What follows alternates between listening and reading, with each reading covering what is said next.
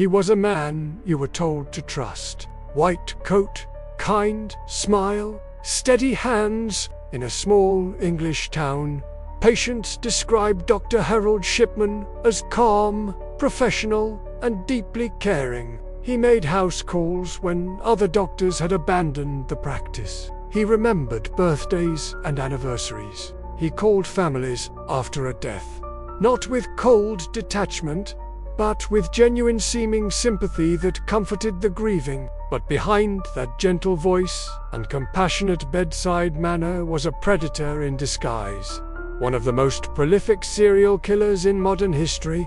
The horror, he didn't lurk in dark alleys or abandoned warehouses. He waited in your living room, black bag in hand, ready to help. Between 1975 and 1998, Dr. Harold Shipman is believed to have killed more than 250 people, mostly elderly women. Not with brutality or chaos, but with a syringe filled with death and a soothing voice that whispered reassurances as life slipped away. Harold Frederick Shipman was born on January 14, 1946, in Nottingham, England. A quiet child with a sharp mind and an early fascination with control that would prove prophetic. His childhood appeared unremarkable to neighbors. He was studious, respectful, and showed academic promise. But within the Shipman household, young Harold was developing an unhealthy attachment to his domineering mother, Vera. She was his world, his anchor, his identity, his everything. When Vera fell ill with terminal lung cancer, 17-year-old Harold became her primary caretaker. He watched with disturbing fascination as doctors administered morphine to ease her suffering. As her pain faded with each injection, so did her consciousness, and Harold learned something that would haunt hundreds of future victims. Doctors possess the ultimate power over life and death. The day his mother died, something fundamental shifted in Harold's psyche. Neighbors later recalled how he sat by her bedside, holding her hand as she took her final breath, appearing almost serene in the face of tragedy. Her death didn't just change him, it created him. After Vera's passing, Harold transformed from merely ambitious to dangerously obsessed with medicine. He pursued his studies at Leeds University with singular focus, eventually qualifying as a general practitioner. But even during his early career, there were warning signs that colleagues either missed or chose to ignore. In 1975, barely into his medical career, Shipman was caught forging prescriptions for pethidine, a powerful painkiller closely related to morphine. When confronted, he claimed the drugs were for his own addiction, spinning a tale of personal struggle that generated sympathy rather than suspicion. The medical establishment's response was gentle: a small fine, mandatory rehabilitation, and a quiet return to practice. No jail time, no serious consequences, no permanent mark on his record that might have saved hundreds of lives. That lenient response was his first rehearsal for manipulation, and a preview of something far more sinister to come. In 1977, Shipman arrived in Hyde, Greater Manchester, where he would become far more than just another local GP. He became a beloved pillar of the community. He opened his own practice in 1993, cultivating an image of old-fashioned medical care in an increasingly impersonal healthcare system. He was the kind of doctor who took time with patients, who visited the elderly at home when they were too frail to travel, who remembered personal details that made patients feel truly cared for. His bedside manner was legendary. Patients described feeling completely at ease in his presence. He spoke softly, moved deliberately, and projected an aura of competence that families found deeply reassuring during their most vulnerable moments. And that trust, carefully cultivated over years, became his perfect weapon. The pattern was devastatingly subtle at first. An elderly woman would die peacefully at home after a routine visit from the good doctor. natural causes, the death certificate would state, in Shipman's neat handwriting. The family, comforted by his presence during their loved one's final moments, rarely questioned his medical judgment. Then another death, and another, each one seemingly natural. Each one leaving behind grateful families who praised Dr. Shipman's compassionate care. Most victims were alone with Shipman when they died. Isolated, vulnerable, and completely trusting. Few families requested autopsies. Fewer still had any reason to ask difficult questions of the man who had tried so hard to save their loved one. Shipman would often gently suggest cremation, explaining how it was a more dignified option than burial. The families, still reeling from loss and trusting their doctor's guidance, almost always agreed. Evidence turned to ash, and questions died with the flames. But behind closed doors, away from grieving relatives, Shipman was methodically injecting patients with lethal doses of diamorphine, pharmaceutical heroin that stopped hearts within minutes. The ritual was always the same. A gentle explanation about needing to administer pain medication, the quick insertion of a needle, and then he would sit calmly, sometimes holding their hand as they drifted into unconsciousness and death. Afterward, he made clinical notes with chilling efficiency.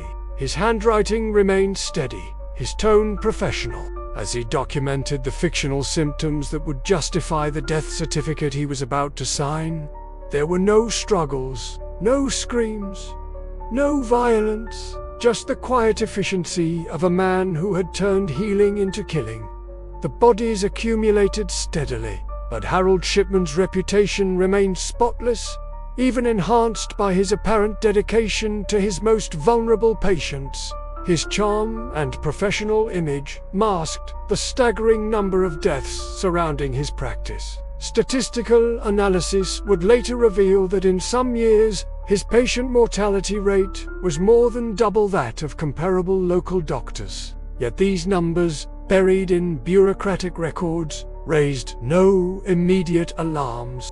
Some healthcare colleagues did grow uneasy over time. Nurses whispered about the unusual frequency of deaths among Shipman's patients. A few doctors noticed how many of his elderly patients seemed to die suddenly and peacefully at home. But in Britain's hierarchical medical system, general practitioners held enormous authority, and Shipman's word consistently overrode any whispered suspicions. The conspiracy of silence wasn't malicious.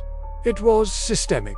Medical professionals were trained to trust each other's judgment, and Shipman exploited this trust masterfully. It wasn't until March 1998 that someone finally refused to look the other way. Kathleen Grundy, a wealthy 81-year-old former mayor of Hyde, died suddenly after what should have been a routine visit from Dr. Shipman. Her daughter, Angela, a lawyer, was immediately suspicious when she learned her mother had been cremated, and that her will had been mysteriously changed to leave her entire £386,000 estate to Shipman. This time, the doctor had made a fatal error. He had killed someone too visible, too connected, and with a family too knowledgeable to be easily deceived. The trap finally snapped shut. Police exhumed Kathleen Grundy's body from Hyde Cemetery on August 1, 1998. Toxicology tests revealed massive levels of diamorphine, far more than any legitimate medical treatment would require. Forensic examination of the will confirmed it was an obvious forgery, complete with spelling errors and inconsistencies that betrayed Shipman's amateur criminal skills. When police searched his home, they discovered a treasure trove of incriminating evidence: forged documents, altered medical records, and the typewriter used to create the fake will. More disturbing were his patient files, filled with backdated entries that created fictional medical histories to justify deaths. Investigators began the massive task of reviewing Shipman's entire career. The numbers were staggering and horrifying. He had systematically falsified medical records, creating symptoms and conditions that existed only on paper to provide cover for his murders. Some files contained notes about patient symptoms that were written after the patients had already died. Others showed clear evidence of alteration and forgery. Everything appeared legitimate on surface examination, until forensic experts looked closer. In October 1999, Harold Shipman stood trial at Preston Crown Court for the murders of 15 patients. His defense strategy was as chilling as his crimes: complete silence and denial. He never confessed, never explained his actions, and never showed even a flicker of remorse for the devastation he had caused.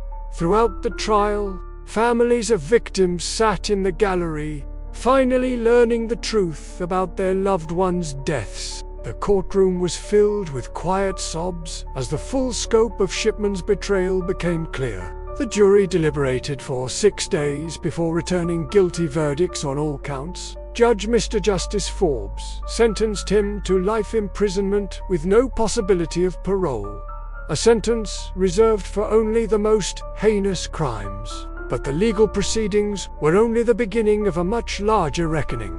A massive public inquiry followed Shipman's conviction, led by Dame Janet Smith.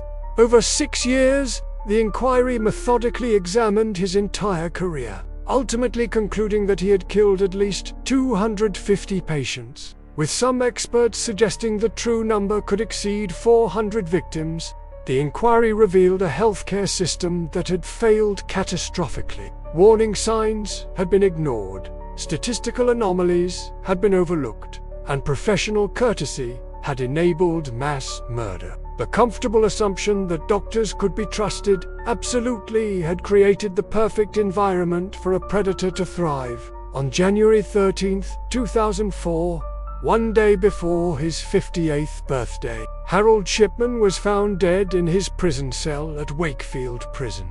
He had hanged himself with bedsheets torn into strips, timing his suicide to ensure his wife would receive his full pension benefits.